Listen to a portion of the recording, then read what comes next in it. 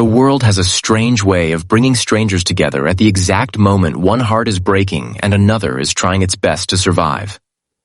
On a bright morning in Portland, Oregon, one that should have felt safe, warm, and ordinary, a young woman named Claire found herself frozen on a sidewalk, surrounded by men whose intentions felt anything but harmless. And just a few steps away, a single dad named Marcus, who had learned the hard way what fear looks like in another's eyes, felt something inside him snap as he saw her silently pleading for an escape she couldn't voice. If you believe in kindness, humanity, and second chances, please like, comment, share, and subscribe to support more stories like this.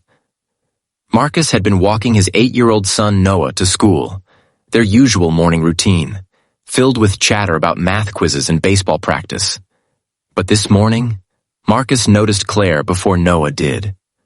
A trembling young woman clutching her bag to her chest, her breath quickening as 3 men stepped into her path.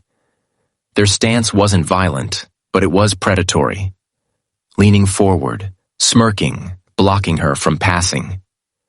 The world around them carried on, cars moved, people scrolled through their phones, and yet Claire's fear sat trapped in the sunlight, unnoticed by everyone except Marcus. Claire had already been having one of the worst mornings of her life. After waking up to a message from her landlord demanding overdue rent she didn't have, she'd rushed to her part-time café shift only to find it canceled because of low customer turnout. Feeling useless, invisible, and one step away from losing everything she was trying to hold together, she took the long walk home to clear her head, but trouble found her anyway. Life had been unfair to her before, but this moment, being cornered on a public sidewalk with no strength left to defend herself, felt like the cruelest blow of all. Marcus knew that feeling too well. He had experienced powerlessness years ago, when his late wife Hannah had fallen sick unexpectedly, and he couldn't save her no matter how many nights he spent praying. Losing her had carved a wound so deep that some days, even breathing felt like lifting stones. But since then, raising Noah alone had taught him something important. When you see someone drowning in fear, you don't walk away. You step in, even if shaking, even if unsure, even if the world tells you to mind your own business. Because he had once wished someone would have done the same for him and Hannah. Without breaking stride, Marcus placed a steady hand on Noah's shoulder and guided him behind him, telling him quietly to stay back. Noah nodded, already understanding from his father's tense shoulders that something was wrong. Marcus stepped forward, his heart pounding but his purpose sharper than fear. Claire was staring at the ground, her eyes darting, her fingers shaking dangerously, as though she was 1 second from breaking down. And Marcus knew that kind of trembling, that helpless moment when your body betrays you because the world feels too heavy. He stopped a foot away from her, extending one arm slightly in front of her in a protective gesture.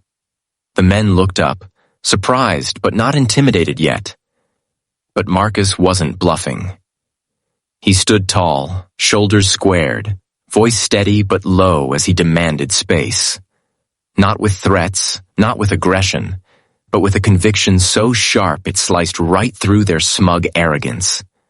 Something in his stance, something in his eyes, made the men hesitate. Maybe they realized he wouldn't step back. Maybe they realized he wasn't alone. Or maybe they finally saw Claire as a human being instead of an easy target. Whatever it was, one by one, they backed away. Not apologizing, not ashamed, but defeated enough to disappear. When the street finally felt safe again, Claire found herself standing there in silence, unable to keep her tears from spilling. Shame mixed with relief, and she dropped her gaze again, embarrassed that strangers had seen her, afraid Marcus didn't ask her what happened. He didn't interrogate her or make her feel small. Instead, he simply guided her a few steps away from the spot, ensuring Noah was close but out of earshot, giving Claire a moment to breathe. The warmth of his presence alone felt like the first shelter she'd had in weeks. Claire confessed in shaky breaths that she had no family nearby, no real friends left after losing her job, and no one in Portland who even knew she existed. She didn't know what hurt more: the way the men had cornered her, or the fact that not a single passerby had stopped. Marcus listened quietly because he knew brokenness when he saw it, and he also knew that sometimes being listened to could save someone more than anything else.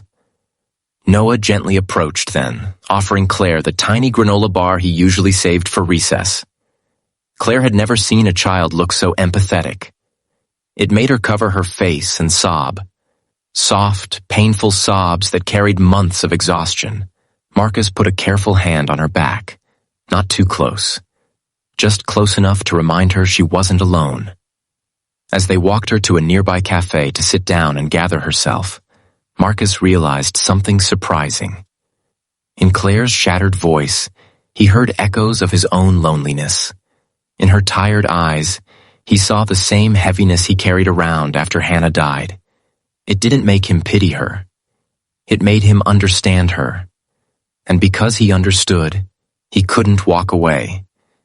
In that quiet cafe corner, Claire admitted how close she was to losing everything: her apartment, her job search efforts, her sense of hope. She hadn't eaten since the previous night, trying to save money. Marcus didn't lecture her.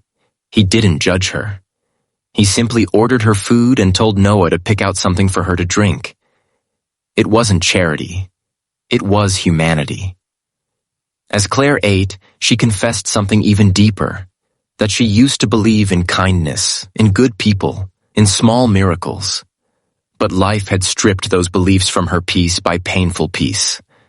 Marcus, hearing those words, felt a familiar ache. He too had once lost hope. But seeing her in this moment reminded him why he'd fought so hard to rebuild his life. For Noah, and for himself. When Claire finally stopped shaking, she whispered that she didn't know how to repay them. Marcus told her she didn't need to repay anything. Sometimes, life gives you strangers who hold you together for a moment. Not because they owe you anything, but because someone once held them together too. But Claire's story didn't end there, and neither did Marcus's. Over the next few weeks, their paths crossed again and again. Claire found comfort in talking to Marcus. Feeling safe for the first time in months, Noah adored her, asking about her during homework time, insisting they bring her muffins from the bakery they visited every Saturday. Slowly, Claire found strength. She found laughter again. She found hope again. And Marcus found something he didn't expect: light.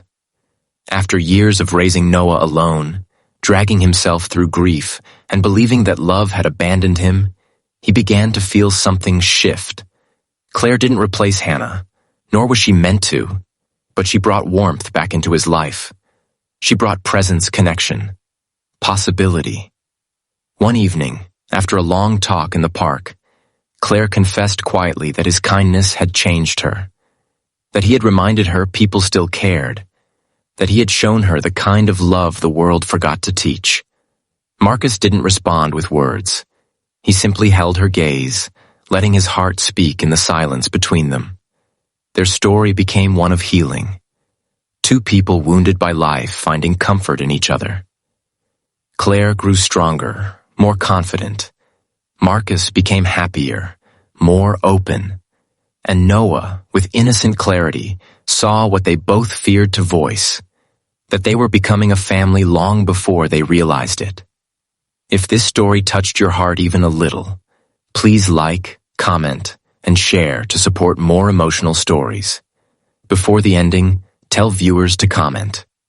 Comment below. Should Marcus and Claire's story continue in more episodes?